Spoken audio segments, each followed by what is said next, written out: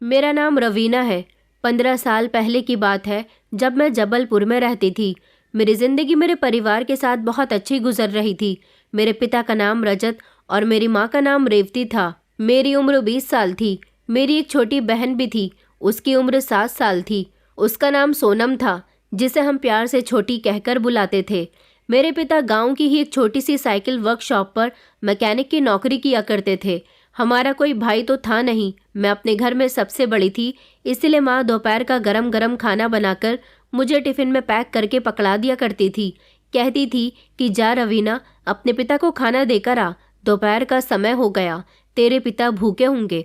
मैं फ़ौरन ही अपने पिता का खाना देने के लिए टिफ़िन का थैला अपने हाथ में पकड़ लेती थी और फिर घर से निकल जाती। मुझे सलवार कमीज़ पहनने का बड़ा ही शौक था, इसलिए मैं चटकीले कलर के कपड़े पहनती थी जो मुझ पर बहुत खिलते भी थे।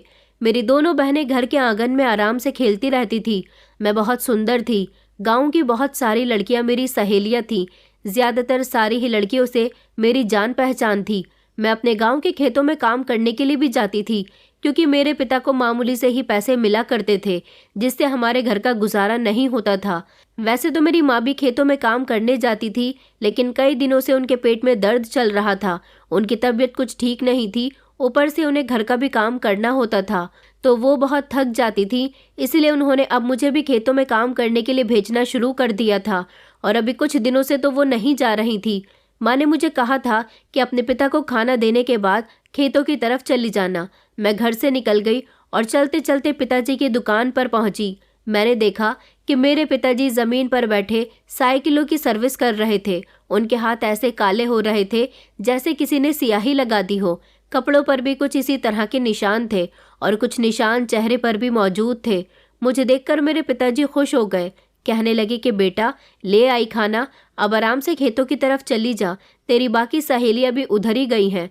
मैंने कहा, पिताजी याद से खाना खा लेना, काम बाद में करना, अभी खाना गरम गरम है।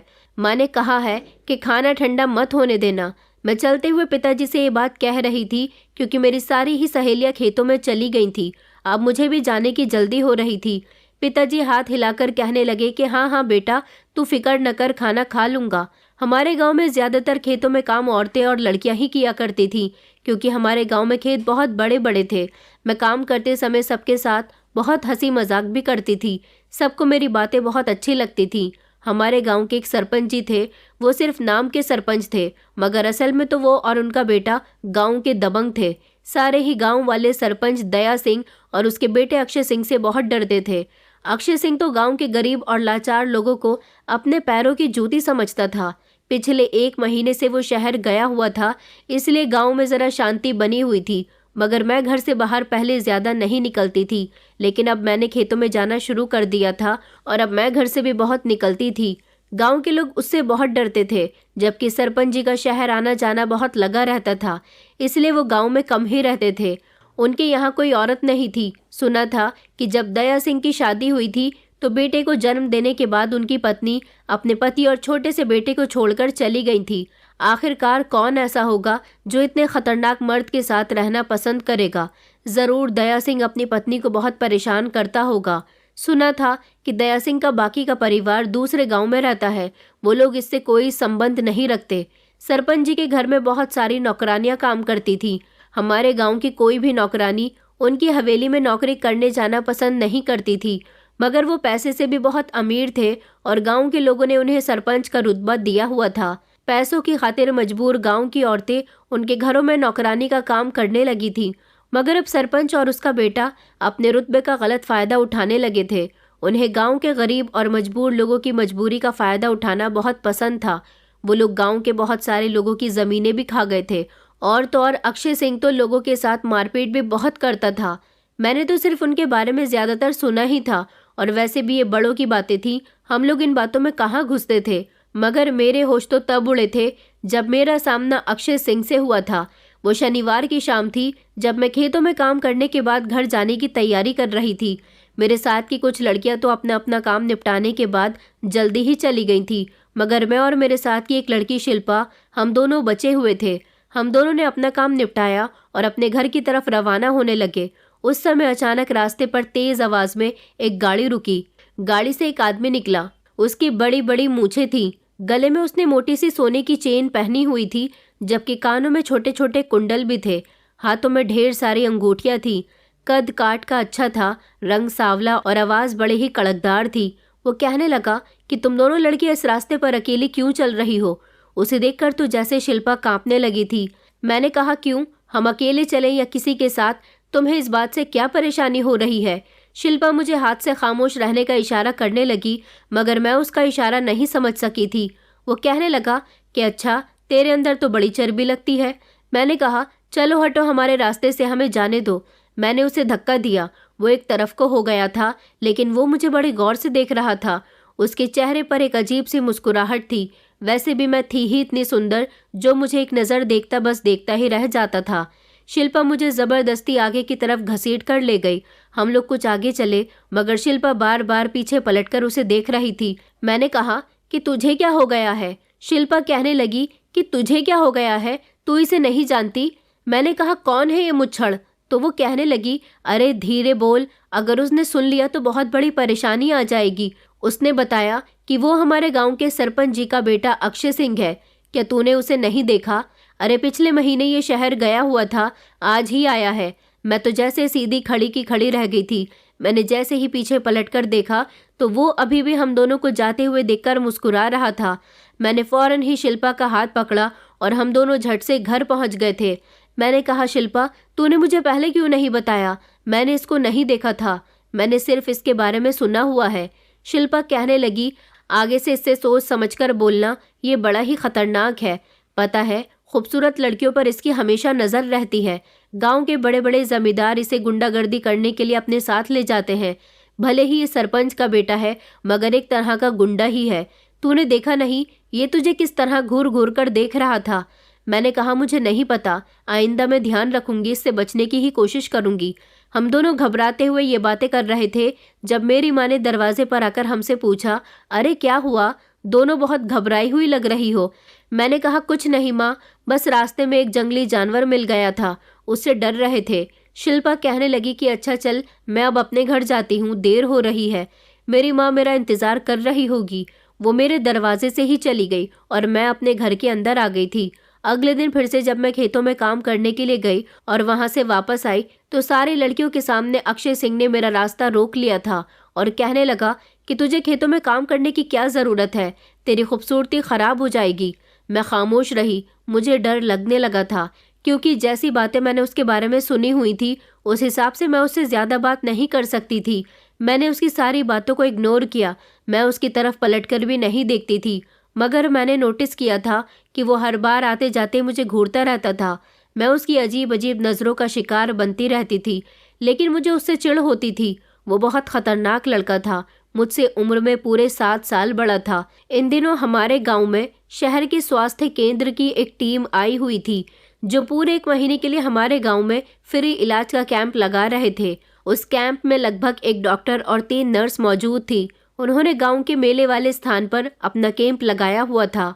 गांव के बहुत सारे ऐसे लोग थे जिसको भी जो परेशानी थी वो वहां जाकर डॉक्टर से अपना चेकअप करवा रहे थे। डॉक्टर उनको फ्री दवाई भी दे रहे थे। मेरे पिताजी ने भी हम तीनों बहनों और माँ को साथ लिया और वो हमें भी स्वास्थ्य केंद्र में चेकअप के लिए ले गए। मैंने देखा था कि वो डॉक्टर बहुत ही स्मार्ट था। उसका नाम वरुण था। हमारे गांव के लोग इन डॉक्टर और नर्सों को बहुत इज्जत दे रहे थे, क्योंकि पूरे 7 साल में पहली बार हमारे गांव में फ्री इलाज करने के लिए डॉक्टर्स आए थे। इन दिनों वैसे भी हमारे गांव के बहुत सारे ऐसे लोग थे जो बीमार थे और जो शहर जाकर अपना महंगे तौर पर इलाज नहीं करवा सकते थे। इधर अक्षय सिंह अभी भी मेरा पीछा नहीं छोड़ रहा था। मैं जब भी किसी काम के लिए घर से निकलती उसकी नज़र मुझ पर ही होती थी। वो हर बार मेरा पीछा करता था, मुझे देख देख कर मुस्कुराया करता था, मुझसे बात करने की कोशिश करता था, लेकिन मैं जैसे तैसे उससे अपना पीछा छुड़ाने में कामयाब हो जाती थी। एक रात लगभग 2 बजे का समय था जब अचानक मेरे पिताजी के सीने में दर्द उठने लगा। हम सब लोग बहुत घबरा गए थे। उस रात लाइट भी भागी हुई थी, चारों तरफ अंधेरा ही अंधेरा था। मैंने अपने मोबाइल की टॉर्च जलाई और एक तरफ पिताजी के मोबाइल की टॉर्च भी जला दी थी। पिताजी दर्द से तड़प रहे थे। माँ उनके लिए बहुत परेशान हो रही थी। उस समय सोनम सोई हुई थी। रात का समय था, समझ नहीं आ रहा था कि क्या किया जाए, जब अचानक मेरे दिमाग में एक आइडिया आया कि मुझे फौरन ही कैंप वाले डॉक्टर साहब को यहाँ बुलाकर ले आना चाहिए। वही मेरे पिताजी का इलाज कर सकते हैं। मैंने माँ से कहा, माँ मैं अभी आती हूँ। माँ कहने लगी, तू रात के समय कहाँ जा रही है? मैंने कहा, माँ पिताजी का दर्द मुझसे देखा नहीं जा रहा। यहाँ कैंप वाले जो डॉक्टर साहब हैं, मैं उन्हें बुलाकर लाती हूँ। वो शायद पिताजी को कोई अच्छी सी दवाई दे दे। माँ कहने लगी, मगर बेटा रात का समय हो रहा है, तू पिताजी का ध्यान रख, मैं जाती हूँ। मैंने कहा, नहीं, इस समय पिताजी को आपकी बहुत ज़रूरत है, मैं डॉक्टर को बुलाकर लाती हूँ। मैंने जल्दी से अपना मोबाइल उठाया और उसकी रोशनी से देखते हुए घर से निकल गई थी। मुझे रात के इस समय घर से निकलने पर बहुत डर लग रहा था। रास्ते में कुत्ते भौंक रहे थे, मगर इस समय पिताजी की तबीयत का सवाल था। मैं जैसे तैसे डरते डरते डॉक्टर साहब के कैंप तक पहुंच गई थी। उन्होंने मेले के मैदान में अपने लिए टेंट बनाए हुए थे, वो उन्हीं में रह रहे थे। मैंने ज़ोर ज़ोर से डॉक्टर साहब कहकर आवाज़ लगाई तो थोड़ी देर के बाद वो डॉक्टर कैंप से बाहर निकले थे। उन्होंने मुझसे कहा कि क्या हुआ, तुम इतनी घबराई हुई क्यों हो, क्या हो गया? मैंने कहा, डॉक्टर साहब जल्दी मेरे साथ मेरे घर चलो, मेरे पिताजी की तबीयत बहुत ख़राब हो रही है। वो कहने लगे कि अच्छा। उन्होंने जल्दी से अपना बैग उठाया और वो मेरे साथ साथ चलने लगे थे। रात के अंधेरे में जब वो मेरे घर पहुँचे और उन्होंने मेरे पिताजी का चेकअप किया तो वो कहने लगे कि इनको ठंड हो गई है, ठंड के कारण ही उनके सीने में दर्द हो रहा है। कुछ देर उनके सीने की सिकाई करना और मैं कुछ दवाई भी दे देता हूँ। डॉक्टर साहब ने मेरे पिताजी को दवाई खाने के लिए दे दी थी और उसके बाद वो वहाँ से चले गए थे। दवाई खाने के थोड़ी देर के बाद मेरे पिताजी को आराम आ गया था और उसके बाद वो गहरी नींद में सो गए थे। सुबह जब मैं घर से निकली तो मेरी नज़र डॉक्टर साहब के कैंप पर पड़ी थी। मैं डॉक्टर साहब के कैंप की तरफ चली गई। मैंने उनका शुक्रिया अदा किया कि आपने कल रात मेरे पिताजी को ठीक कर दिया, आपका बहुत बहुत शुक्रिया। वो कहने लगे कि ऐसा करना तो हमारा फ़र्ज़ है। मैंने कहा, रात में आपका शुक्रिया अदा करना भूल गई थी क्योंकि मैं अपने पिताजी के लिए बहुत परेशान थी। उन्होंने कहा कि कोई बात नहीं और फिर वो मरीजों का चेकअप करने में बिजी हो गए। जैसे जैसे दिन गुजरते जा रहे थे वैसे वैसे ही अक्षय सिंह मुझे तंग करने में कभी कोई कमी नहीं छोड़ता था। पिताजी की तबीयत खराब के रहते 2-3 दिन मैं खेतों में काम करने नहीं गई थी तो अक्षय सिंह मेरे घर के बाहर आकर पहरा देने लगा था। उसे मेरे घर के बाहर आते हुए देखकर लोगों ने मेरे पिताजी से कहा कि अक्षय सिंह तुम्हारे घर के बाहर क्या करता रहता है। ये सुनकर मेरे पिताजी बहुत डर गए और उन्होंने कहा कि पता नहीं, मगर वो यहाँ पर क्यों आता है। तभी गांव के राजू काका ने मेरे पिताजी को बताया कि वो यहाँ ज़रूर तुम्हारी बेटी के लिए आता होगा। मेरी बेटी बता रही थी कि वो तुम्हारी बेटी को रास्ते में आते जाते रोकता है और तंग करता है। ये बात सुनकर मेरे पिताजी को बहुत हैरानी हुई थी। उन्होंने कहा कि इस बारे में मेरी बेटी ने तो मुझे कुछ नहीं बताया। पिताजी ने जब मुझसे इस बारे में सवाल किया तो मैंने उन्हें सब कुछ बता दिया। वो कहने लगे कि पागल लड़की, तुम्हें मुझसे कुछ भी छुपाना नहीं चाहिए था। तुम्हें नहीं पता कि वो बहुत ख़तरनाक इंसान है। मेरे पापा ने अब मेरा घर से निकलना बंद करवा दिया था। उनका कहना था कि अब तुम खेतों में भी काम करने नहीं जाओगी और मुझे खाना देने भी नहीं आओगी। मगर मैं घर में रहते रहते बोर हो गई थी। एक दिन हमारे घर में मेरी सहेली कविता आई और कहने लगी कि तुम काफ़ी दिनों से खेतों में काम करने नहीं आ रही हो। तो मैंने उसको पूरी बात बता दी। वो कहने लगी कि चलो अच्छा है, वैसे भी अक्षय सिंह बहुत ख़तरनाक है। मैंने कहा कि तुम बताओ, तुम कहाँ से आ रही हो? तो वो कहने लगी कि मेरी तबीयत कुछ ठीक नहीं है, मुझे कैंप वाले डॉक्टर साहब के पास जाना है, उनसे दवाई लेने के लिए जा रही थी। मैंने कहा अच्छा कि मैं भी घर में बोर हो गई हूँ, चलो मैं भी तुम्हारे साथ चलती हूँ। वो कहने लगी कि रास्ते में अगर तुम्हें अक्षय सिंह मिल गया तो क्या करोगी? मैंने कहा कि वो नहीं मिलेगा, हमें थोड़ी ना कहीं दूर जाना है, वैसे भी मेले का मैदान तो हमारे घर के बहुत ही करीब है। इस तरह मैं कविता के साथ डॉक्टर साहब के कैंप पर चली गई थी। मैं वहाँ गई तो मेरी सहेली ने डॉक्टर से अपना चेकअप करवाया, लेकिन मैंने देखा था कि डॉक्टर साहब मुझे बड़े गौर गौर से देख रहे थे और उन्होंने मुझे अपना नाम वरुण बताया था क्योंकि मैं बार बार उनसे डॉक्टर साहब कहकर बात कर रही थी। उन्होंने कहा तुम मुझे वरुण कह सकती हो। वो कहने लगे कि आप लोगों का गाँव तो बहुत अच्छा है। मैंने कहा कि अभी तो आपने हमारा पूरा गाँव देखा भी नहीं है, क्या आप हमारा गाँव देखना चाहोगे? तो वो खुशी खुशी कहने लगे कि हाँ क्यों नहीं। मैंने कहा तो फिर मैं और कविता कल आपको गाँव दिखा देंगे। कविता ने मुझे घूर कर देखा। घर जाते समय कविता कहने लगी कि तुम्हारे पिताजी ने तुम्हारे घर से निकलने पर रोक लगा दी है, तो फिर तुमने डॉक्टर साहब से क्यों कहा कि तुम उन्हें गाँव दिखाना चाहती हो? मैंने कहा वो बहुत अच्छे हैं और मेरे पिताजी को पता भी नहीं चलेगा कि मैं कब घर से निकली हूँ। वो वैसे भी सुबह को अपनी दुकान जाते हैं तो शाम को ही वापस आते हैं, उन्हें कुछ नहीं पता चलेगा। इस तरह अगले दिन मैं खामोशी से घर से निकलकर डॉक्टर साहब को अपना गांव घुमाने के लिए ले गई थी। इस बीच हम दोनों के बीच बहुत सारी बातें भी हुई थी। उन्होंने मुझे अपने शहर के तौर तरीकों के बारे में बताया था। जब हम लोग खेतों में पहुंचे तो वरुण ने छोटे छोटे कच्चे आम देखे तो वो कहने लगा कि मुझे इन कच्चे आम का अचार बहुत पसंद है। मैंने कहा, क्या सच में आपको आम का अचार पसंद है? तो वो कहने लगा कि हाँ, मैं कई दिनों से अपनी माँ से अलग हूँ। मेरी माँ कच्चे आम का अचार घर में बनाकर रखती है। अब यहाँ आने के बाद मैं कच्चे आम के अचार को बहुत मिस कर रहा हूँ। अभी हम दोनों गांव में इधर से उधर टहल ही रहे थे जब चौक वाले रास्ते पर अचानक अक्षय सिंह आ गया और उसने मुझे वरुण के साथ देख लिया, मगर उस दौरान उसने मुझसे कुछ नहीं कहा था। मैं कांप कर रह गई थी, लेकिन उसकी खामोशी से मुझे यह अंदाज़ा हो गया था कि शायद अब वो मेरा पीछा छोड़ चुका है। वरुण साहब से मेरी बहुत अच्छी दोस्ती हो गई थी। अगले दिन भी मैंने उन्हें अपना बाकी का गांव दिखाया था, मगर मेरे पिताजी को पता चल गया था कि मैं घर से बाहर निकली थी। पिताजी ने मुझे बहुत डांट लगाई थी। रात के समय जब मेरी माँ ने खाने में बैगन के भरते के साथ कच्चे आम का अचार रखा तो मुझे अचानक वरुण की याद आ गई। इसलिए घर में सबके सो जाने के बाद मैंने खामोशी से बैगन का भरता और उसके साथ अचार भी पैक कर लिया। मैं खाना लेकर उनके कैंप पर पहुंची। उस समय वो अपने मोबाइल में बिजी थे और जाग रहे थे।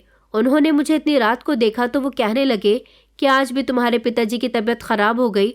मैंने कहा कि नहीं नहीं, मैं आपकी पसंद का कच्चे आम का अचार लाई हूँ और उसके साथ साथ हमारी माँ के हाथ की बनी हुई रोटी और बैगन का भरता भी लेकर आई हूँ। अब आप शहर के लोगों को थोड़ी ना ये खाना नसीब होता होगा। आप लोग तो अच्छा ही खाना खाते होंगे, लेकिन आपको कच्चे आम का अचार तो पसंद है ना, इसीलिए मैं आपके लिए लेकर आई हूँ। ये खाना खा लेना। वो शर्मिंदा होते हुए कहने लगे कि अरे नहीं नहीं, इसकी क्या ज़रूरत थी। मैंने कहा कि नहीं, आप इसे खा लेना, मुझे अच्छा लगेगा। ये कहकर मैं वापस लौटने लगी तो उन्होंने कहा कि तुम बहुत अच्छी हो, क्या तुम मुझसे दोस्ती करोगी? मैंने उनसे दोस्ती करने में देर नहीं की और फिर उसके बाद हम दोनों दोस्त बन गए थे। पिताजी, जो कि मुझे एक दिन पहले घर से निकलने पर काफ़ी डांट चुके थे, इसलिए अब मेरा घर से निकलना बंद हो गया। 2-3 दिन में घर से बाहर नहीं निकली तो वरुण खुद ही मेरे घर आ गए थे। उन्होंने मेरी माँ से कहा कि मैं आप लोगों के लिए कुछ दवाइयाँ लेकर आया हूँ।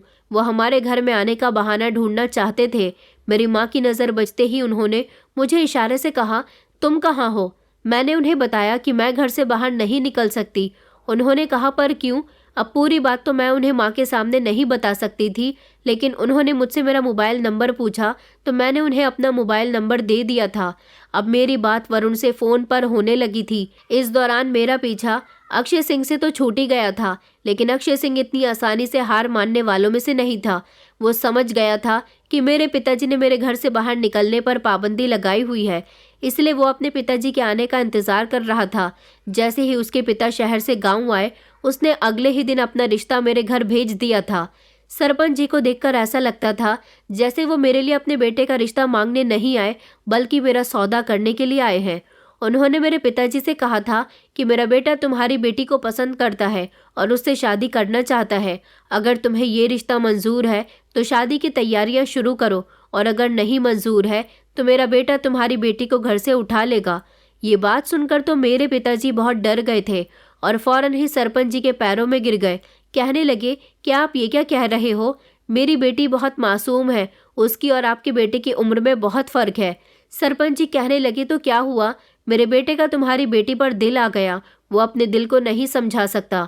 इधर मेरी माँ ने मुझे कमरे के अंदर बंद करके रखा हुआ था।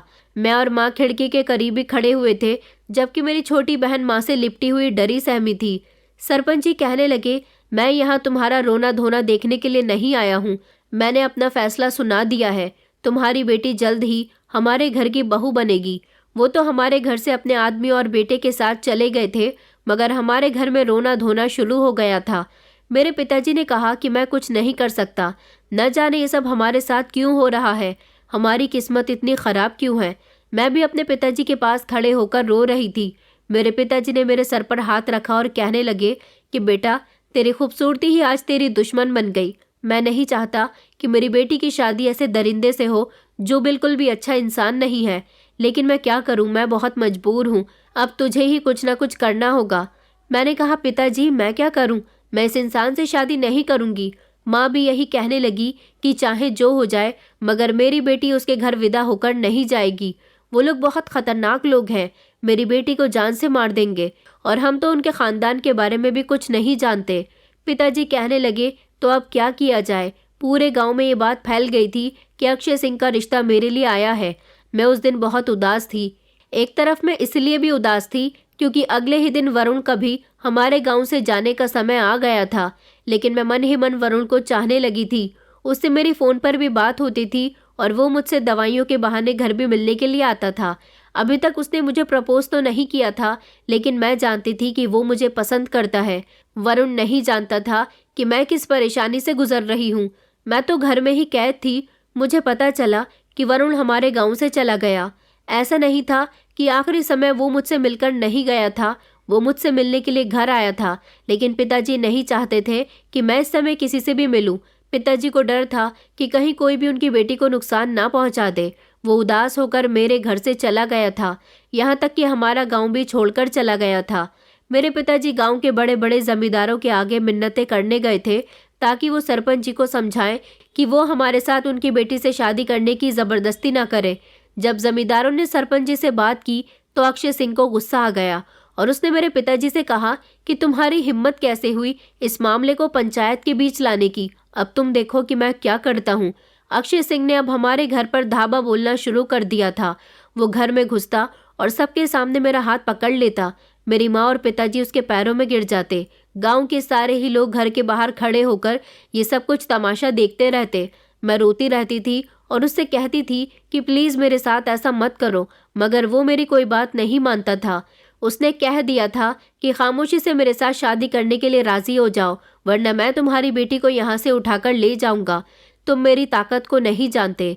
गांव के जिस जमींदारों से तुम मदद मांगने के लिए गए थे वो भी हमारे ही चमचे हैं। वो भी वही सब करेंगे जो हम उनसे कहेंगे।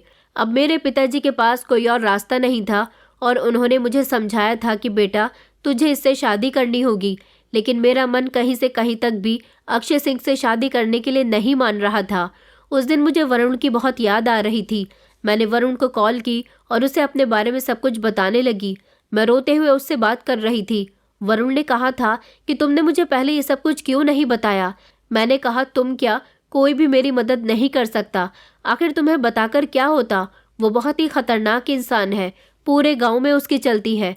मैं रोने लगी थी जब वरुण मुझसे कहने लगा कि देखो तुम परेशान मत हो, मैं कई दिनों से तुम्हारे फ़ोन का इंतज़ार कर रहा हूँ। मैंने तुम्हें फ़ोन इसलिए नहीं किया क्योंकि उस दिन तुम्हारे पिताजी का बिहेवियर मेरे साथ बहुत कड़क था। मुझे लगा शायद उन्होंने तुम पर किसी बात की पाबंदी लगा दी हो, लेकिन मैं तुमसे जाने से पहले अपनी मोहब्बत का इजहार करना चाहता था। मैं तुमसे मोहब्बत करने लगा हूँ। मैंने कहा, मैं भी तुमसे मोहब्बत करती हूँ। अभी मैं वरुण से इतनी बात कह ही रही थी जब पीछे से मेरी माँ ने मेरे कंधे पर हाथ रख दिया। मैंने एक ही झटके से फ़ोन नीचे कर लिया और कॉल कट हो गई थी। माँ कहने लगी कि किससे बात कर रही हो, तुम किससे मोहब्बत करती हो। मैंने माँ को रोते हुए सब कुछ बता दिया। मैंने बताया कि डॉक्टर साहब हमारे गांव में आए थे ना, वो मुझसे मोहब्बत करते हैं और मैं भी उनसे मोहब्बत करने लगी हूँ। माँ कहने लगी, लेकिन रवीना अब तेरी मोहब्बत करने का कोई फ़ायदा नहीं है, सरपंच का बेटा तुझे नहीं छोड़ेगा। मैंने कहा, माँ मैं उससे शादी नहीं करूँगी। वरुण कहता है कि वो मेरी मदद करेगा। माँ कहने लगी कि नहीं बेटा, हमें उसकी जान जोखिम में नहीं डालनी है, हमें ही कुछ करना होगा। तुझे यहाँ से कुछ भी करके निकलना होगा, वरना सरपंच अपने बेटे की शादी ज़बरदस्ती तेरे साथ करवा देगा। मैंने कहा, मगर क्या करना होगा। माँ कहने लगी कि आज रात तू अपना सामान पैक करके तैयार रहना, मुझे ही कोई कदम उठाना होगा। मैं अपनी माँ की बात को समझ नहीं सकी थी। हम दोनों माँ बेटी नीचे आ गए थे, लेकिन रात के समय जब हम सब लोग गहरी नींद में सो रहे थे तब माँ ने मुझे चुपके से उठाया और कहने लगी, उठ और जल्दी से मेरे साथ चल। मैंने कहा, माँ आप मुझे कहाँ लेकर जा रही हो। माँ कहने लगी कि जल्दी चल बेटा। माँ ने अपने आप को दुपट्टे से अच्छी तरह से ढका हुआ था। उन्होंने मुझे भी दुपट्टा दिया और कहने लगी कि अपने चेहरे को अच्छी तरह से ढक ले ताकि तुझे कोई पहचान न सके। मैंने कहा, माँ आप ये क्या कर रही हो। मगर माँ कहने लगी कि अभी तुझे कुछ भी बताने का या समझाने का मेरे पास वक्त नहीं है। बस मैं तुझे किसी भी तरह बचाना चाहती हूँ।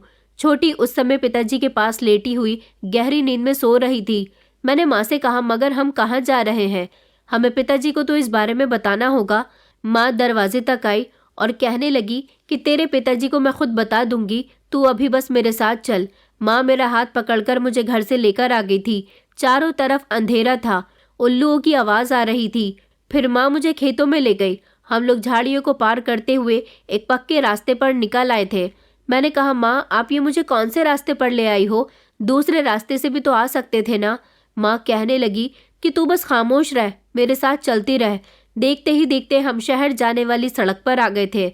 मैंने कहा, माँ आप मुझे कहाँ लेकर जा रही हो? माँ कहने लगी कि मैं तुझे इस गांव से बहुत दूर लेकर जा रही हूँ। मुझे तेरी बहुत फिक्र है। तू मेरे साथ शहर चल और मुझे ये बता कि डॉक्टर वरुण कौन से शहर में रहता है। हम लोग वहीं चलेंगे। मैंने माँ से चौंक कर कहा कि क्यों, हम वहाँ क्यों जाएंगे? माँ ने एक झटके से मेरा हाथ पकड़ा और कहने लगी कि सारे सवालों का जवाब मैं तुम्हें अभी नहीं दे सकती। हम लोग चलते चलते बहुत दूर आ गए थे। रास्ते पर हमें दूर से आती हुई एक बड़ी सी गाड़ी की रोशनी नजर आई। पूरी सड़क खाली पड़ी थी। एक दो वाहन वहां से गुजरकर जा रहे थे। जब भी कोई गाड़ी वहां से गुजरती, मेरी माँ उसे रोककर देखती थी, मगर हमें देखकर किसी ने भी अपनी गाड़ी नहीं रोकी थी। ये रात का समय था, इसलिए हमें कोई सवारी नहीं मिल सकती थी। जब उस गाड़ी की तेज रोशनी धीमे धीमे हमारे करीब आई तो मेरी माँ सड़क में अपना हाथ फैलाकर खड़ी हो गई और ऊपर की तरफ दोनों हाथों को हिलाने लगी। मैंने जोर से चिल्लाते हुए कहा, माँ ये तुम क्या कर रही हो? अगर गाड़ी वाला गाड़ी तुम पर चढ़ा गया तो क्या होगा? माँ कहने लगी कि नहीं, इस गाड़ी को मुझे रोकना होगा। जब वो गाड़ी करीब आई तो पता चला कि वो कोई ट्रक है। ट्रक वाले ने मेरी माँ को देखकर अपना ट्रक रोक दिया था। वो आदमी कहने लगा, क्या हुआ, मरने का इरादा है क्या?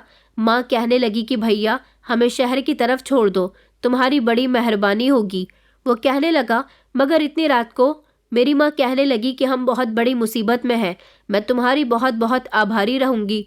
उस ट्रक ड्राइवर ने मेरी तरफ नज़र डाली। मेरी माँ ने मुझे इशारा दिया कि मैं अपना चेहरा दुपट्टे से ढक लूं। मैंने झटके से अपना चेहरा ढक लिया।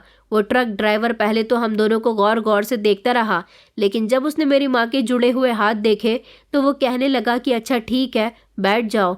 हम दोनों उसके ट्रक में चढ़ गए थे। अभी भी मैं अपनी माँ से पूछ रही थी कि आप क्या कर रही हो, आखिर हम कहाँ जा रहे हैं? माँ कहने लगी कि मैं तुझे बचाना चाहती थी, बस एक बार हम शहर पहुँच जाएं। अब तू मुझे ये बता कि डॉक्टर वरुण कहाँ रहता है? मैंने माँ से कहा, आप ये बात मुझसे क्यों पूछ रही हो? माँ कहने लगी कि तूने ही तो कल रात कहा था कि तुम दोनों एक दूसरे को पसंद करते हो। जब पसंद करते हो तो तुम दोनों की शादी भी होनी चाहिए।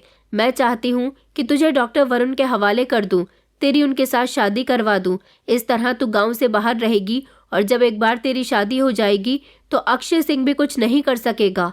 माँ की बात मुझे बिल्कुल सही लगी थी, लेकिन मैंने माँ से कहा, माँ इस सब में आप लोगों का बहुत नुकसान होगा। आप जानती हो ना कि आप क्या करने जा रही हो। सरपंच जी और उनके बेटे के खिलाफ जाना हमारे लिए कितना रिस्की हो सकता है। मेरी माँ कहने लगी, बस तू जितना मैं कहती हूँ उतना कर, आगे जो होगा देखा जाएगा। मैंने वरुण को इस समय कॉल की और उससे उसके घर का एड्रेस पूछा। जब मैंने उसे बताया कि मैं तुम्हारे घर आ रही हूँ तो वो बहुत खुश हुआ था। वो मुझसे शादी करने के लिए तैयार हो गया था। उसने अपनी माँ को भी मुझसे शादी करने पर तैयार कर लिया था। वरुण अपनी माँ का इकलौता बेटा था। उसके पिता की मौत हो चुकी थी। वो शुरू से ही अपनी माँ का लाडला रहा था, इसलिए उसकी माँ ने इस शादी से इनकार नहीं किया। वरुण के बताए गए एड्रेस पर हम सुबह के 11 बजे तक पहुँच गए थे। मेरी माँ ने ट्रक ड्राइवर का बहुत बहुत शुक्रिया अदा किया था। उसने हमें वरुण के घर से 2 किलोमीटर की दूरी पर उतार दिया था। वहाँ से फिर वरुण हमें अपनी गाड़ी में लेने के लिए आ गया था। जब हम वरुण के घर पहुँचे तो उसकी माँ ने हमारा बहुत अच्छे से स्वागत किया था। उसकी माँ को मैं बहुत पसंद आई थी। मेरी माँ वरुण और उसकी माँ की बहुत आभारी हो रही थी कि उन्होंने आसानी से उनकी बात मान ली। मेरी माँ ने जल्द से जल्द मेरी और वरुण की शादी करवा दी थी। उसके बाद उन्होंने मुझे गले लगाकर आशीर्वाद दिया और कहने लगी कि तू हमेशा खुश रहना, अब तू यहीं पर रहेगी। मैं अपनी माँ से गले लगकर बहुत रो रही थी। वरुण ने उन्हें भरोसा दिलाया था कि मेरे होते हुए किसी की इतनी हिम्मत नहीं है जो मेरी पत्नी को हाथ लगा सके। मैंने माँ से कहा कि आप अपना पिताजी का और छोटी का बहुत ध्यान रखना। मेरी माँ रोते हुए वहाँ से चली गई थी और मैं बेचैन नज़रों से अपनी माँ को देख रही थी। मेरी माँ ने मेरे लिए जो कदम उठाया था वो सिर्फ मेरे लिए ही सही था, लेकिन मैं ये नहीं जानती थी कि इस कदम को उठाने से मेरे घर वालों के लिए कितनी बड़ी मुसीबत आ सकती है। इधर मैं वरुण के साथ अपनी खुशगवार जिंदगी की शुरुआत कर चुकी थी। मेरे पास जो मोबाइल था वो भी वरुण ने मुझसे बंद करने को कह दिया था। मुझे अपने घर वालों की कोई खबर नहीं मिल रही थी। मैं हमेशा उनके लिए परेशान रहती थी। वरुण की माँ ज्यादातर बीमार रहती थी। उसका मामूली सा घर था, ना तो ये घर ज्यादा अच्छा था और ना ही बुरा था। वरुण मेरा बहुत अच्छे से ख्याल रख रहा था। मेरी शादी को धीरे धीरे 1 महीना हो गया। एक दिन अचानक वरुण की मम्मी की तबीयत खराब हो गई। वरुण वैसे भी हर रोज अस्पताल अपनी ड्यूटी पर जाया करता था, लेकिन उसकी माँ की तबीयत इतनी खराब हो गई थी कि वो अपनी माँ का इलाज घर में रहकर नहीं कर सकता था। इसलिए उसने अपनी माँ को अस्पताल में एडमिट करवा दिया था। उसकी माँ की तबीयत इतनी ज़्यादा सीरियस थी कि उन्हें अस्पताल में कुछ दिन रखना था। मैं घर में रहकर घर के सारे कामकाज देख रही थी। एक रात अस्पताल में मेरी सास की बहुत तबीयत खराब हो गई तो वरुण ने कहा कि आज मुझे अस्पताल में ही रुकना होगा, तुम घर चली जाओ और मैं यहाँ अस्पताल में माँ के साथ रहूँगा। मैंने सोचा कि कोई बात नहीं, मैं घर चली जाती हूँ। वैसे भी मेरी तबीयत ठीक नहीं थी। उस दिन के बाद 2-3 रातों तक और मेरा पति अस्पताल में ही रुका रहा। वो चौथी रात थी जब मैं घर में अकेली थी। मैं बिस्तर पर लेटी हुई थी और अपने घर वालों को याद करके मेरी आंखें नम हो गई थी। अभी मैं कमरे की लाइट बंद करने ही वाली थी जब अचानक मुझे दरवाजे पर दस्तक महसूस हुई। मैं उठी और मेरी घड़ी पर नजर गई। रात के इस समय आखिर कौन हो सकता है? मैंने दरवाजे के करीब जाकर पूछा कौन, तो फिर से दरवाजे पर दस्तक हुई। मुझे किसी गड़बड़ का एहसास होने लगा। मुझे डर लगने लगा। इस समय वैसे भी मैं घर में अकेली थी। मैंने दरवाज़ा नहीं खोला, लेकिन अचानक मुझे खिड़की के शीशे बजने की आवाज़ आने लगी। ऐसा लग रहा था कि जैसे कोई ज़ोर ज़ोर से खिड़की के दरवाज़ों को खड़खड़ बजा रहा है। अब तो मुझे पक्का यकीन हो गया था कि ज़रूर कोई है जो मुझे परेशान कर रहा है। मेरी समझ नहीं आया कि मैं क्या करूं। मैं फ़ौरन ही दौड़कर कमरे की तरफ भागी। मुझे अपना मोबाइल लेकर उसी समय वरुण को कॉल करने का आइडिया सूझा, लेकिन जैसे ही मैं पलटकर भागी, घबराहट की वजह से मेरा पैर फिसल गया और मैं ज़मीन पर गिर गई। दरवाज़ा ना खुलने पर वो लोग खिड़की का दरवाज़ा तोड़कर खिड़की से अंदर दाखिल हो गए थे। वो 3-4 आदमी थे। घर के अंदर उन सबको आता हुआ देखकर मैंने ज़ोर ज़ोर से चीखना शुरू कर दिया, मगर उनमें से एक आदमी ने मेरे मुंह पर हाथ रखकर मुझे खामोश किया। मैं अपने आप को छुड़ाने की कोशिश कर रही थी, अपने हाथ पैर मार रही थी, मगर कुछ न हो सका। अंदर आने वाले आदमियों में से एक आदमी ने दरवाज़ा खोल दिया और फिर वो लोग मुझे खचेड़ते हुए घर के बाहर निकाल कर ले जाने लगे। मेरे मुंह पर उन्होंने इतनी मजबूती से हाथ रखा हुआ था कि मुझसे सांस भी नहीं लिया जा रहा था। मैं शोर ना मचा सकूं, इसलिए उन लोगों ने मेरे मुंह को बंद किया हुआ था। मैं हाथ पैर मार रही थी। वो लोग 4 हट्टे कट्टे आदमी थे। ये लोग कौन थे मैं नहीं जानती थी। हमारे घर के बाहर इनकी बड़ी सी गाड़ी खड़ी हुई थी। ये लोग मुझे ज़बरदस्ती पकड़कर गाड़ी के अंदर खचेड़ते हुए ले गए और मुझे गाड़ी में बिठाकर इन्होंने गाड़ी चलानी स्टार्ट कर दी। मेरी आंखों से लगातार आंसू निकल रहे थे। मैं चिल्लाने की कोशिश कर रही थी, मगर मेरी आवाज़ मेरे मुंह से नहीं निकल पाई और फिर दम घुटने की वजह से मैं बेहोश हो गई। मैं कब तक बेहोश रही ये तो मुझे नहीं पता था, मगर जब मेरी आंख खुली तो मैंने देखा कि मैं बिस्तर पर मौजूद हूँ। मैं एक ही झटके से उठी। मैंने इधर उधर देखा तो एक सिंपल सा कमरा था। छत पर एक धूल से भरा हुआ पंखा लगा हुआ था। कमरे में एक अलमारी और बेड के अलावा कुछ भी नहीं था। मैं कहाँ आ गई थी मैं नहीं जानती थी। मैं उठकर दरवाजे की तरफ गई। दरवाज़ा बाहर से बंद था। मैंने दरवाज़ा बजाना शुरू किया। मैं चिल्लाने लगी कि दरवाज़ा खोलो। कुछ देर गुजरी तो मुझे ऐसा लगा जैसे कोई धीरे धीरे दरवाजे की तरफ चलता हुआ आ रहा है। मैं जल्दी से दरवाजे से पीछे हटी, मगर जैसे ही दरवाज़ा खुला तो वो कमरे के अंदर आया था। उसे देखकर मुझे अपनी मौत नज़र आ रही थी, क्योंकि वो कोई और नहीं बल्कि अक्षय सिंह था। इसका मतलब ये था कि मैं इसकी हवेली में मौजूद थी और ये मुझे वापस मेरे गांव ले आया था। इसने मुझे किडनैप करवा लिया था। मैंने अपने मुंह पर हाथ रखा और मैं इसे देखकर चिल्ला चिल्लाकर रोने लगी। मुझे रोता हुआ देखकर ये एक ही झटके से मेरे करीब आया और इसने मेरे मुंह पर एक जोरदार थप्पड़ मार दिया था। इसने मुझे बालों से पकड़ा और कहने लगा कि तूने और तेरी माँ ने मेरे साथ बहुत बड़ी होशियारी करने की कोशिश की है, मगर इसकी सज़ा तो मैं तेरे परिवार वालों को दे चुका हूँ। मैंने कहा कि प्लीज़ मुझे छोड़ दो, मेरे साथ ऐसा मत करो। वो कहने लगा कि चल मैं तुझे ज़रा तेरे परिवार वालों की हालत दिखाता हूँ। वो मुझे बालों से पकड़ता हुआ खचेड़कर दूसरे कमरे में ले गया। मैंने देखा कि जमीन पर मेरी माँ, मेरे पिताजी और मेरी छोटी बहन तीनों ही जख्मी हालत में पड़े हुए थे। मेरे पिताजी के हाथों को पीछे से रस्सी से बांधा हुआ था। मेरी माँ और बहन का भी कुछ ऐसा ही हाल था। मैं उन लोगों को देखकर चीख पड़ी थी। ये सब अपनी आंखों के सामने देखकर मेरा शरीर कांपने लगा था। मैंने चिल्ला चिल्लाकर रोना शुरू कर दिया। माँ, पिताजी, ये क्या हो गया? मगर वो लोग बेहोश थे। मेरी छोटी बहन, जिसकी बहुत बुरी हालत थी, इस दरिंदे ने मेरी छोटी बहन को भी नहीं छोड़ा था। उसे देखकर पता चल रहा था कि उसे भी मारा पीटा गया है। ये मैंने अपनी आंखों से क्या देख लिया था? मुझे नहीं पता था कि ये इंसान इतना खतरनाक होगा। वो मेरे पिताजी के करीब गया। उसने मेरे पिताजी को होश में लाने की कोशिश की, उनके मुंह पर मुक्के मारने शुरू कर दिए और कहने लगा कि देख, तेरी बेटी तेरे सामने खड़ी हुई है। मेरे पिताजी, जिनके होठों से खून निकल रहा था, माथे पर चोट के बहुत सारे जख्म साफ नजर आ रहे थे। मुझे नहीं पता था कि भगवान एक दिन ऐसा भी वक्त दिखाएगा। ये इंसान कोई इंसान नहीं बल्कि बहुत बड़ा दरिंदा था। आज ये बात साबित हो गई थी। मेरे पिताजी ने जब धीमी धीमी आंखों से मुझे देखा तो वो कहने लगे कि बेटा, हमें माफ़ कर देना, हम तुझे नहीं बचा सके। मैं रोते रोते ज़मीन पर बैठ गई थी। ये कहकर मेरे पिताजी बेहोश हो गए थे। मैं चिल्ला चिल्लाकर माँ और छोटी को उठाने की कोशिश कर रही थी, मगर वो लोग नहीं उठी और वो घटिया इंसान मुझ रोती हुई लड़की को बाजू से पकड़कर घसीटता हुआ फिर से उसी कमरे में ले आया था और मुझे कमरे में बंद करके ये कहता हुआ चला गया कि कल या तो तेरा इस दुनिया में आखिरी दिन होगा या फिर तेरे माता पिता का। तेरी भलाई यही है कि तू खामोशी से मेरे साथ शादी कर ले। मैंने सुना है कि तूने शहर के उस डॉक्टर से शादी कर ली है, मगर मैं तेरी शादी कभी कामयाब नहीं होने दूंगा। यहाँ आने के बाद तुझे मेरी ही पत्नी बनना होगा। तुझे सुकून से जिंदगी गुजारनी है तो मुझसे शादी कर ले, वरना मैं तेरे पूरे परिवार को और तुझे भी जान से मार दूंगा। उधर वरुण मुझे ढूंढने की कोशिश कर रहा होगा कि मैं कहाँ चली गई। मैं इसी कमरे में बंद थी और बुरी तरह से रो रही थी। मैंने सोचा कि मुझ जैसी लड़की को इस दुनिया से चले जाना चाहिए जिसने अपने परिवार को मुसीबत में डाल दिया, मगर इतनी आसानी से तो मौत भी नहीं आती है। मैं रोते रोते कब सो गई मुझे पता ही नहीं चला, मगर मैंने सपने में देखा था कि वरुण मुझे बुरी तरह से तलाश कर रहा है।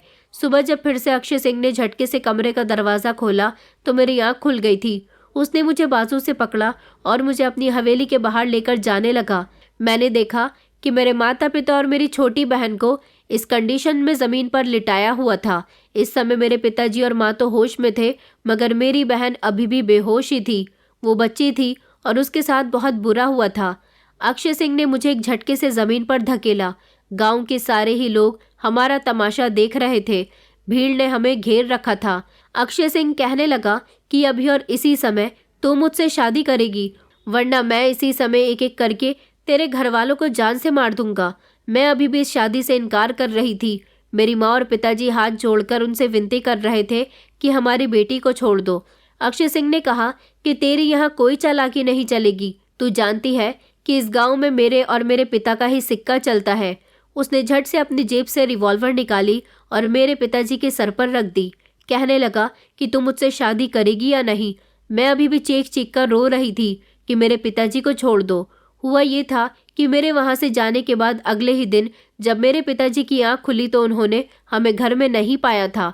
उन्होंने इधर उधर देखने की कोशिश की और वो परेशान हो गए। इस समय अक्षय सिंह भी हमारे घर पर आ गया था और वो पूरे घर में मुझे तलाश करने लगा था।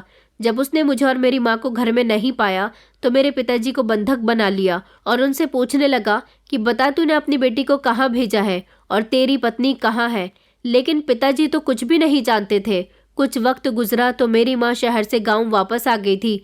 जब उन्होंने पिताजी को बंधक बने हुए देखा तो वो बहुत डर गई। अक्षय सिंह ने उन्हें भी बंधक बना लिया और उसने मेरी माँ के साथ मारपीट की। उनसे पूछा कि बता, तेरी बेटी कहाँ है, तो उसे कहाँ छोड़कर आई है। माँ ने अपनी जान पर खेलकर भी उन्हें नहीं बताया कि वो मुझे कहाँ छोड़कर आई हैं। उन लोगों ने मेरे माता पिता को बहुत बुरी तरीके से मारा पीटा। यहाँ तक कि मेरी बहन जो उनको बचाने के बीच में आई तो उसे भी बुरी तरह से पीट दिया।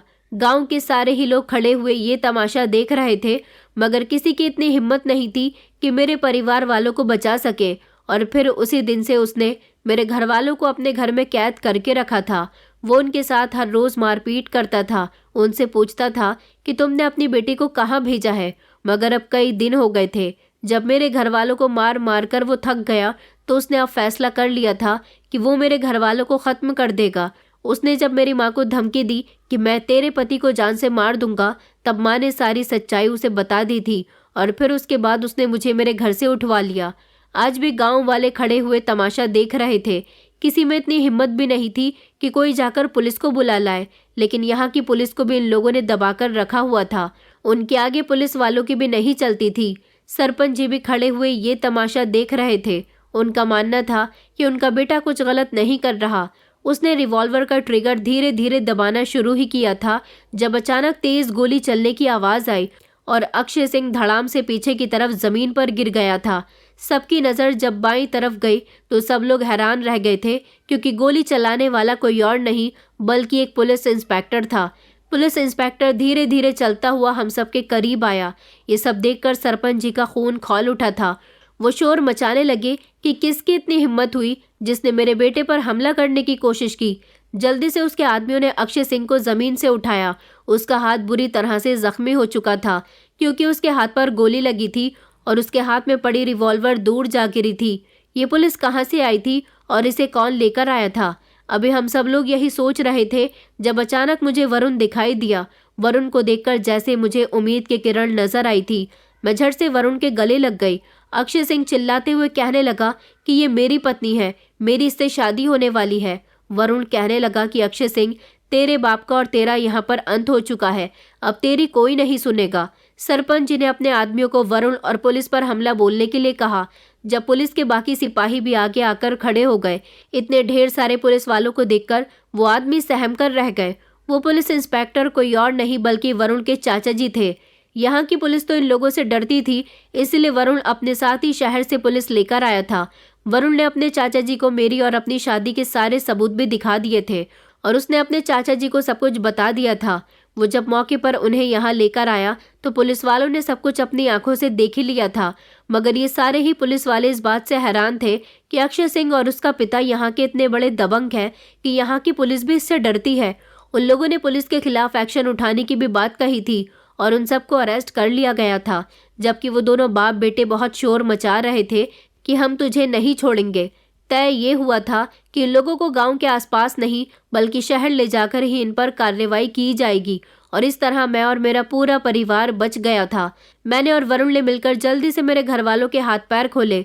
वो लोग बुरी तरह से जख्मी थे। उन्हें अस्पताल में भर्ती कराया गया और गांव वालों को ये एहसास दिलाया गया कि जब तक आप लोग खामोश रहेंगे तब तक कुछ नहीं होगा। आपको अपने लिए ही नहीं बल्कि जब आप किसी और के साथ भी गलत होते हुए देखें तब भी आपको आवाज़ उठानी है, क्योंकि ये सब कुछ आज मेरे साथ हो रहा है तो कल को आप में से किसी की बेटी के साथ भी हो सकता है। जब तक आप सब एकजुट होकर अन्याय के खिलाफ आवाज़ नहीं उठाएंगे तब तक आपको न्याय नहीं मिलेगा। वरुण ने वो कर दिखाया था जो आज तक किसी ने कभी नहीं किया था। किसी की इतनी हिम्मत नहीं होती थी कि वो इन लोगों को पुलिस के हवाले कर सके। इन लोगों को पुलिस के हवाले करने के बहुत सारे तरीके थे। वरुण के चाचा जी ने हमारा बहुत साथ दिया था। उन बाप बेटे के काले धंधों पर भी रोक लगा दी गई थी जो वो शहर जाकर चला रहे थे और अब उन दोनों बाप बेटे के खिलाफ शहर की ही अदालत में कार्यवाही चल रही है। उन्हें वही जेल में रखा गया है। इस तरह किसी लड़की के साथ जबरदस्ती शादी करना और उसके घर वालों को तंग करना कानूनन अपराध है। मैं और वरुण ही नहीं बल्कि अब पूरा गांव सुकून की जिंदगी गुजार रहा है, क्योंकि वो लोग सिर्फ मेरे लिए ही परेशानी की वजह नहीं थे बल्कि पूरे गांव को उन्होंने तंग करके रखा हुआ था। हमारे गांव में जो पुलिस स्टेशन था वहां से सारे पुलिस इंस्पेक्टर, चौकीदार और सिपाहियों को भी ड्यूटी से निकाल दिया गया था, क्योंकि वो लोग अपराध के खिलाफ लोगों की मदद नहीं कर रहे थे बल्कि अपनी सेफ्टी और अपनी जेब गर्म करने का ज़्यादा काम करते थे। इस तरह हमारे गाँव में एक तरह का सुकून आ गया और मैं भी वरुण के साथ शहर आ गई। मेरे माता पिता वक्त के साथ साथ ठीक हो गए, मगर उन्होंने मेरी छोटी बहन सोनम को मजबूत बनाया। उसे शहर पढ़ने के लिए भेजा था कि ऐसे मौके पर उनकी बेटी भी मजबूत बन सके और अगर कभी उसके साथ कुछ ऐसा हो तो वो अपने हक की लड़ाई खुद लड़ सके। मैं भले ही अपने हक की लड़ाई लड़ने में नाकाम रही थी, मगर वरुण जैसे जीवन साथी ने मुझे उस दरिंदे से बचा लिया था। दोस्तों, उम्मीद करती हूँ आपको हमारी कहानी पसंद आई होगी। कहानी पसंद आई है तो वीडियो को लाइक करें, चैनल पर नए हैं तो चैनल को सब्सक्राइब करें और हाँ, नोटिफिकेशन बेल को ज़रूर दबाएं ताकि अगली अपडेट सबसे पहले आपको मिले।